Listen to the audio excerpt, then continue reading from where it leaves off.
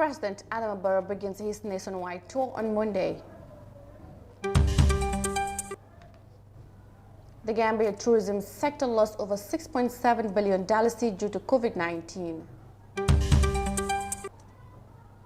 Private schools in Uganda is transformed into guest houses and poultry farms.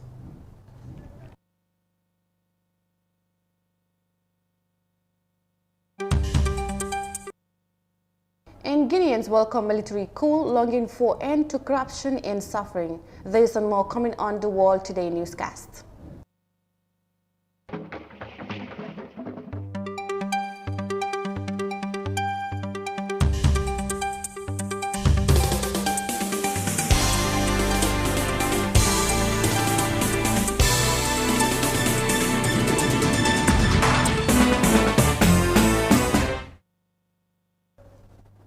Hello, and you're watching this week newscast with me, Mariama Cham. Thanks for joining us, and now the news in detail. President Barrow on Monday commenced his annual nationwide tour of the country to dialogue and assess the condition of people whilst gathering first-hand information on the impact of his government policies on their lives. The 17-day tour is in accordance with the 1997 Constitution, which mandates the President to tour the country at least twice every year to listen to the concerns of the people. Details of that in this report by Amadou Kante. It's a constitutional requirement for the President to go around the country at least once a year to go and dialogue with the people, to discuss with the people, to listen to them and know what is their problems. We see how best we can help them.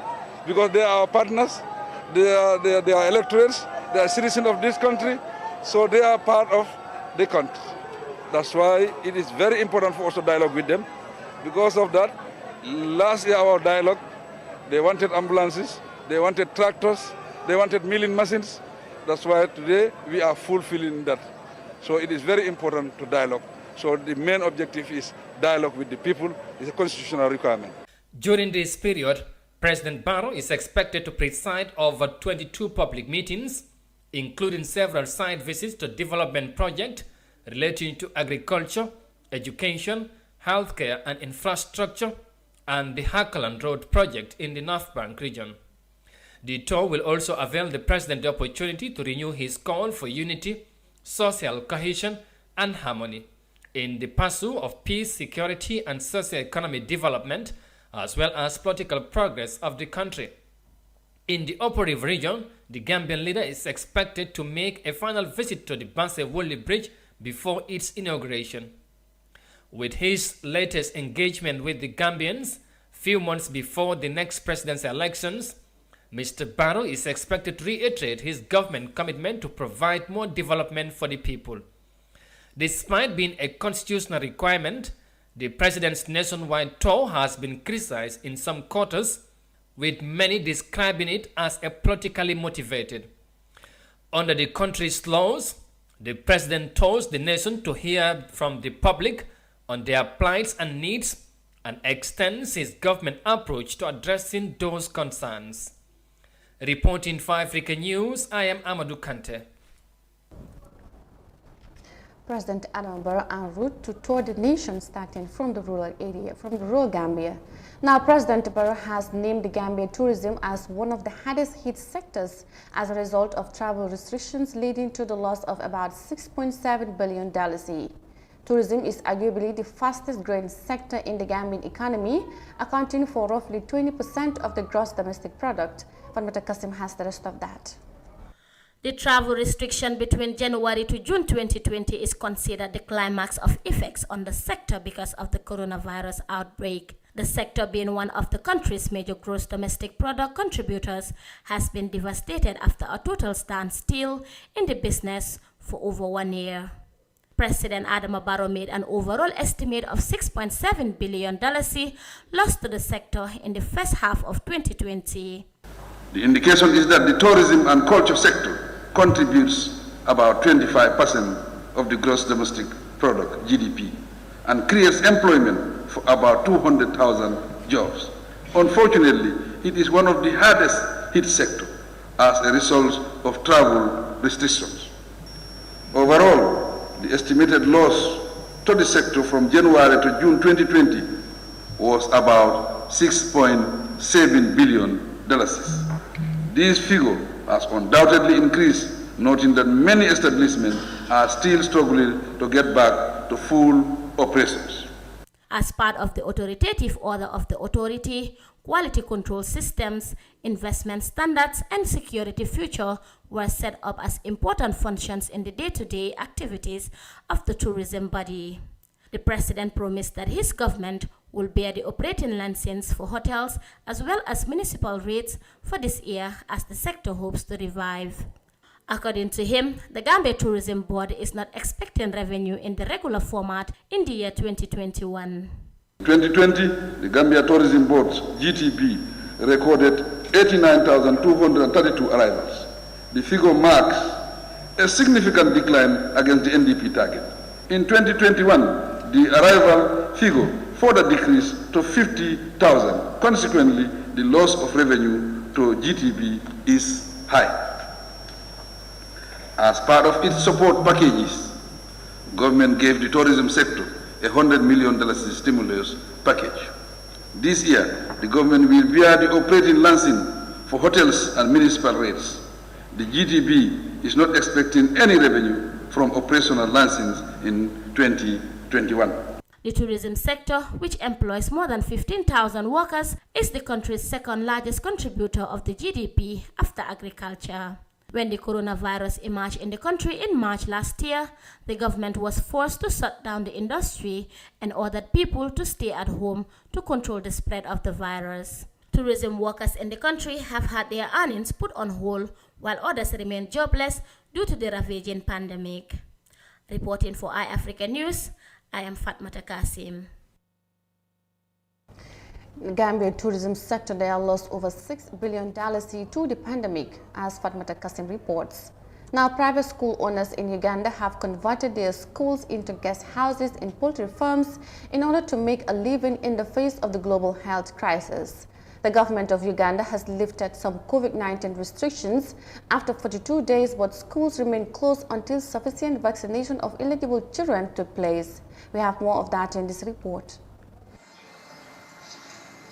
Ronald Chitimbo stares at what is left of his former school, a daycare center and nursery for children. He recently converted the buildings into a guest house. I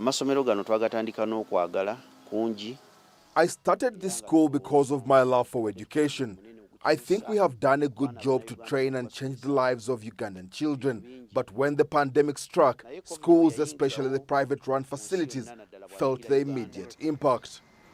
Ronald is among the many private school owners that have been struggling to cope during the lockdown. He says even before the pandemic, some schools had long been on a shaky financial footing. But with no hope of opening soon and no government bailout plan, school owners like him decided to think of alternatives. I got a bank loan to expand the school, to start a primary section. This daycare center was my backup plan to pay back the loan. But we have been closed for 2 years. I had to think of another way to get money, instead of losing my property to the bank. Asha Kebirunji had just invested in this school a year ago, but the pandemic hit before she was able to recoup any of that. Instead of closing it permanently, she has decided to make use of it in a different way. The idea did not go down well with her landlord. I explained to her, I told her the situation is alarming. I want to get your money. I don't want you to stop me from staying there, because a moment I'll release the place, maybe the government might open the schools. Yet I've put in much. Asha started with one room, but she's slowly expanding this into a full-blown poultry farm. About 15 children occupy this classroom on a normal school day, but Asha has converted the space into a chicken house, growing about 100 meat birds for sale to sustain her family and also pay rent for this facility until school reopens. The government in Uganda considers schools super spreaders of the COVID-19 disease, and it has set conditions to vaccinate all teachers before schools can reopen.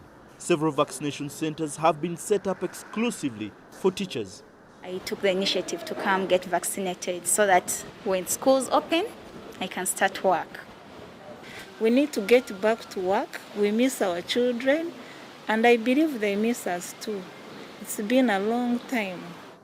But even if they have had a shot, many of these teachers have no schools to return to. A further escalation of the pandemic means more school owners are likely to close their schools permanently to turn to alternative ventures.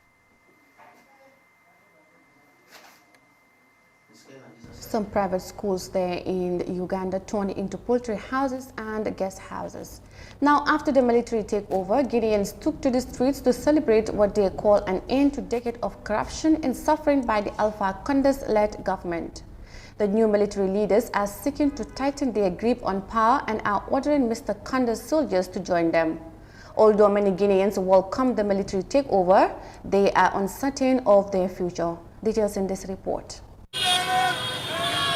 The scenes of jubilation in Conakry following the overthrow of Alpha Condé show how much the Guinean people longed for a change in the way power was managed in this poor West African country.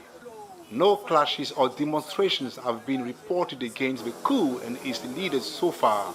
But what do Guineans themselves say about this turn of event in their country? Last Sunday, we had gunshots at the 8th November bridge, and afterwards, we saw the special forces passing by to deliver Guinea. At 11 a.m., we heard that President Alpha Condé was arrested. The whole of Guinea danced following the arrest of President Condé. The young people cheered because the people have suffered too much from corruption. We hope that the youth will have jobs now.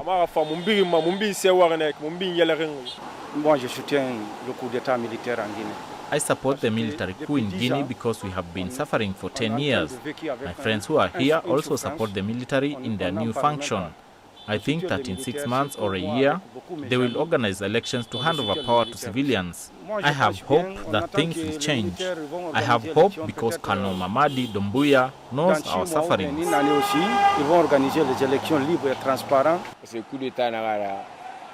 I can't appreciate this coup because I don't know what's going on in the army. What we can say is that the people are suffering. I leave my house every morning to come to work here. But in reality, we must recognize that nothing is moving in the country. The youth are suffering. Among the sectors most affected by the coup in Guinea are land and air transport.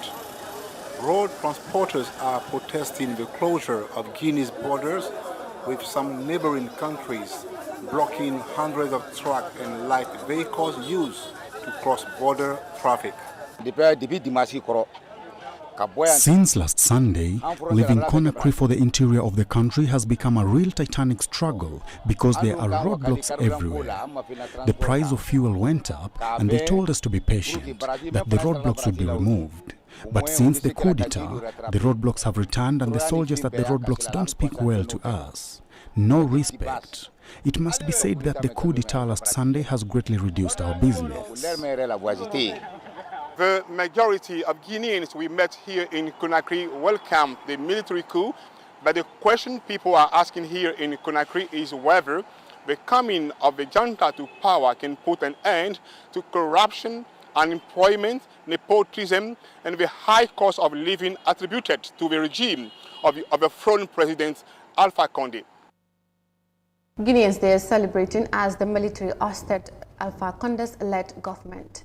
Now, at least 140 supporters from Barrow's National People's Party have defected to the Gambia Democratic Congress at the party's rally on Saturday. The rally, which was held in Farafeni in the North Bank region, was attended by executive of the party and hundreds of party supporters. Our political correspondent Binta Jala was there and she files in this report.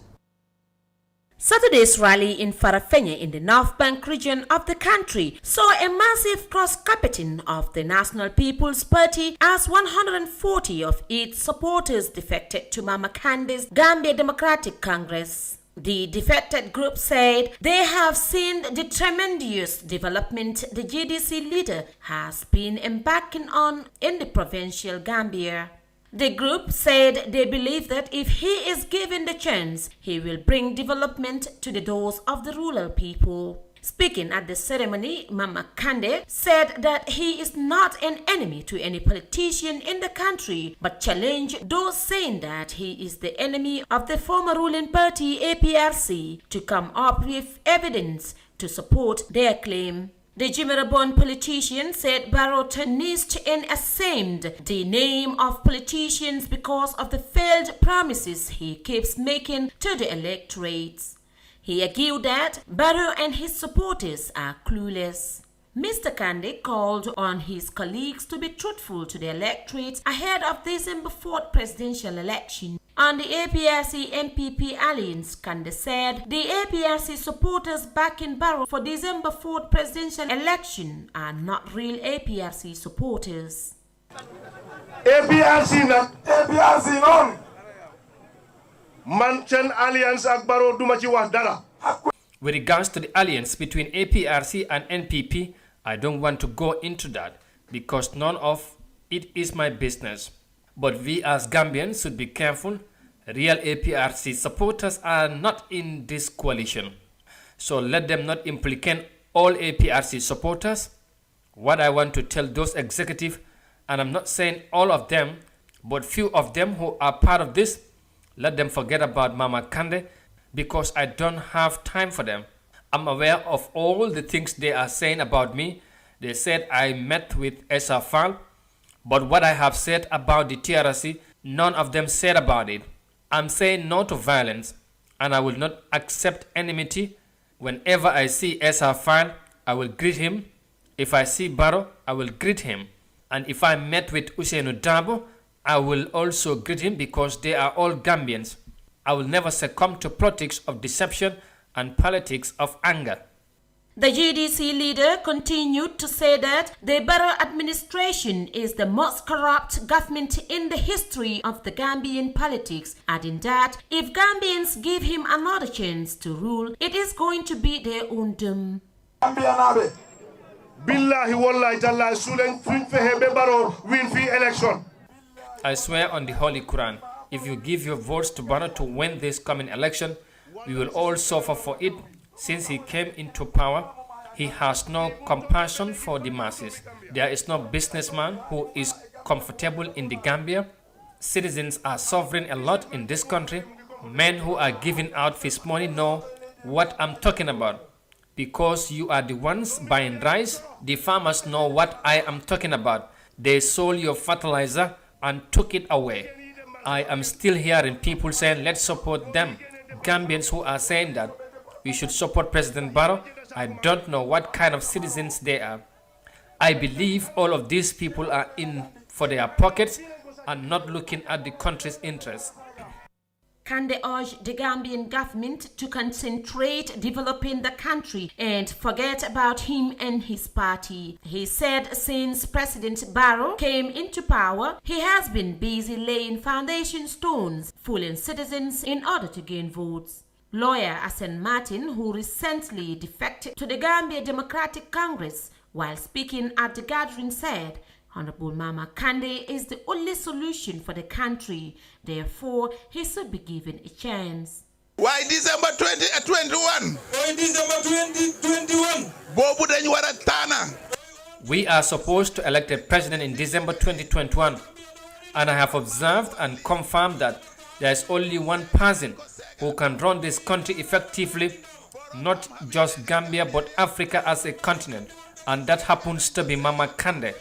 I want to tell you that he has a good track record. He is working towards development of the country well before becoming a president. He has been doing a lot in the health sector and making sure that they are drinking clean water. He is in the opposition, not in government yet. But by doing all this, then we should expect more when he become a president. The Gambia Democratic Congress, GDC, is a social democratic party that believes in human dignity and the equality of all people irrespective of gender, ethnicity, origin, faith, social, economic, cultural, political, and other differences. For iAfrica News, Binta Jallo.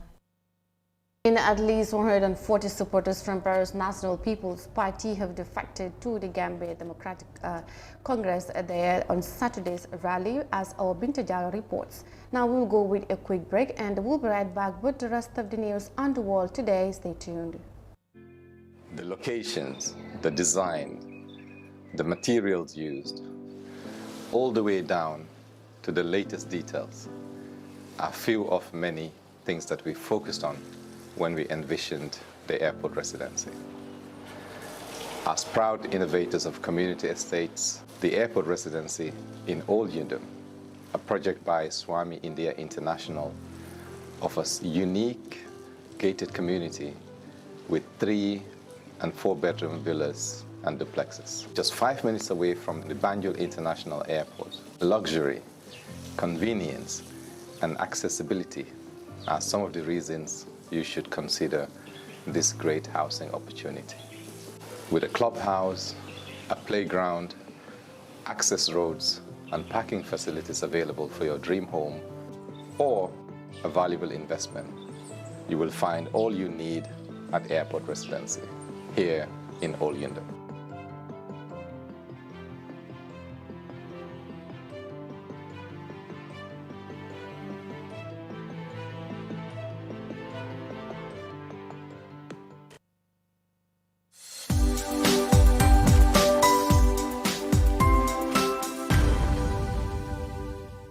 South Africa Global is the first and biggest private estate developer in the Gambia and present in 7 other African countries. We take pride in leading innovation in all spheres of real estate sector in the Gambia and beyond. As such, we are launching the development of the first smart and modern office and retail towers in the Gambia called Taft Twins. The Taft Twins is located in the heart of the Kanifing institutional area and 10 minutes drive away from Banjul. Taft Twins is designed to have 5 floors of office spaces ranging from 50 square meters to over 1,000 square meters with 2 elevators, central air conditioning, 24 hours electricity and water supply, with the ground floor reserved for banking, supermarket, restaurant and coffee shop. For your bookings and reservations, please call now on 376-2333 or 776-2333. Thank you.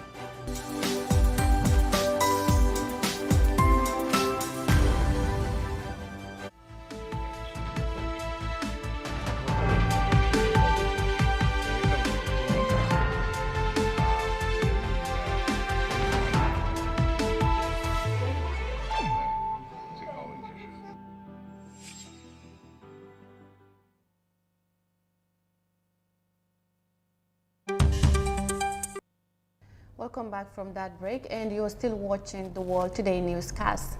Now, domestic flights resumes operation at the Kabul International Airport, which has closed following the massive U.S. evacuation effort. Reopening the airport was a high priority for the Taliban after it seized control of Kabul last month. The Taliban have sought Qatari technical assistance to resume operation, which was badly damaged during the hasty evacuation of more than 120,000 people when the American troops withdrew on August 30th. Details in this report. The Kabul International Airport has resumed normal operations. It was rendered dysfunctional when the US and allied forces left Afghanistan last month. It resumed domestic flights within 5 days of the final evacuation, with support from technical teams from Qatar and Turkey. The state-owned Ariana Afghan Airlines was the first to restart operations since the US troops withdrew. The number of flights is increasing day by day. I can say that we had some international flights as well. There were flights of humanitarian aid by friendly countries to the people of Afghanistan. The Taliban did not have the technical expertise to run the airport. Afghan technicians and staff alongside experts from Qatar and Turkey are currently operating the facility. All the civil aviation authority plus local specialist worker, they have start working day and night and very hard work. For technical issue, you know, you're in the picture that the Qataris team came from Qatar in order to assist us.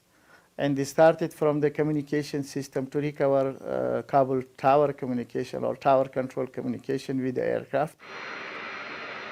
A large number of Afghans are stuck in India, Turkey, and the UAE who are eagerly waiting to return to their homeland. There are 2 domestic and 8 international airlines which have flight contracts with the Kabul International Airport. The airport is fully prepared for their flights, but their operations are tied to international aviation conventions.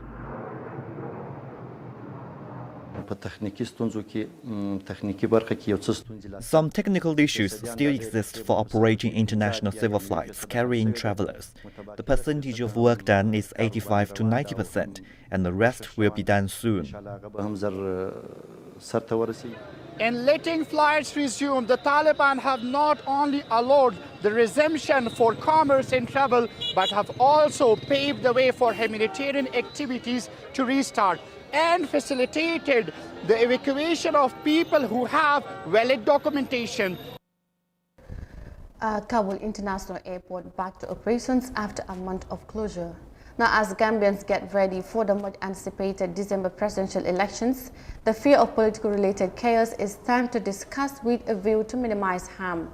The latest to heat on this subject is National Assembly member for Lower Salom Alaji Mbow, who advised his fellow lawmakers to engage in more dialogue with their subjects. This, he said, will help to mitigate election violence. Usman Jatta reports.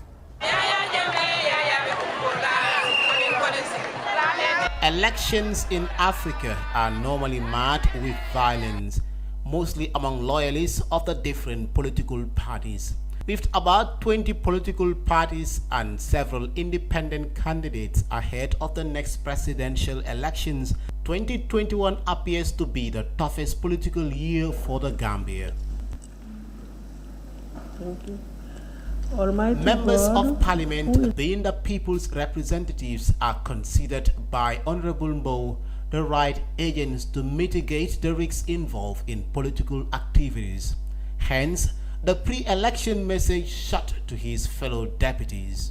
I think the parliamentarians actually they have a great role in actually playing to ensure that we have peace in these elections. Because all of us actually have thousands of people that actually support us. We have thousands of people that actually listen to us.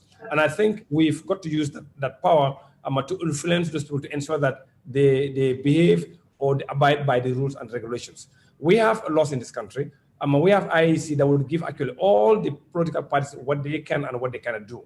And I think it's important that all the parliamentarians actually have a great understanding with what the IEC actually is trying to tell people to do, all in the name of creating peace in this country. The 2016 presidential election demonstrated an exact picture of post-election violence. Several families were displaced as a state of public emergency was declared by the exiled former president, who failed to concede defeat. Military checkpoints were mounted in every major street in the Greater Banjul and the West Coast urban centers, prompting the intervention of the ECOWAS military force. The member for the Pan-African Parliament further advised his co-MPs to act responsibly in order to promote peace ahead of the December presidential polls. And I will urge all my colleagues to ensure that we talk to our people.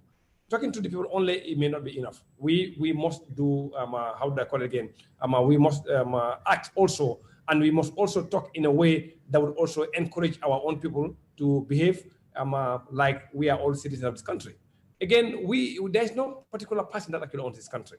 So you say whatever you want to say at the detriment of a group of people or detriment of a community or a party or whatever. I don't think those are the things that we really don't need to do. And I think the most important is for us to be able to talk to our people to ensure that they really understand that this is a democratic country. Everybody actually has the right to contest for any particular position in this country. So the Gambia, known as the Smiling Coast of Africa, is well known for peace and peaceful coexistence of her population. For the NRP member of the Assembly, prevention being better than cure must be the philosophy of stakeholders in the electoral process. What I think is only one Gambia and it's only one people, and we can only make it work, and it's the same Gambian people that will also make it fail. So it's all a collective responsibility, but I think the parliamentarians have a greater role to play because we have a lot of people that listen to us, we have a lot of people that follow us. As the month of December draws nearer, it is important for every citizen to think twice before taking any decision. Until then, the electorates have a huge responsibility and choices to make for various reasons, one being the interests of the country over individual interest. Osman Chata, iAfrica News.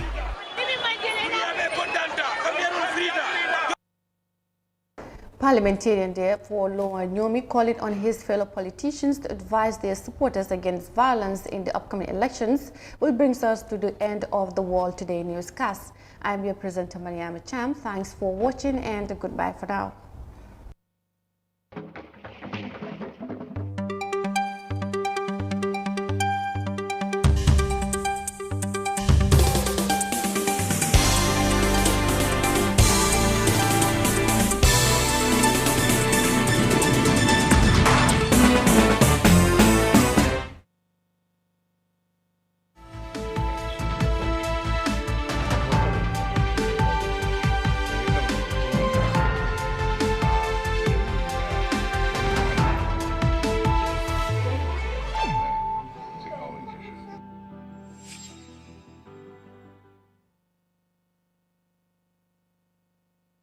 Welcome to Staples, the office superstore for all your office needs, office furnitures, office equipment, office kitchenwares, office stationery.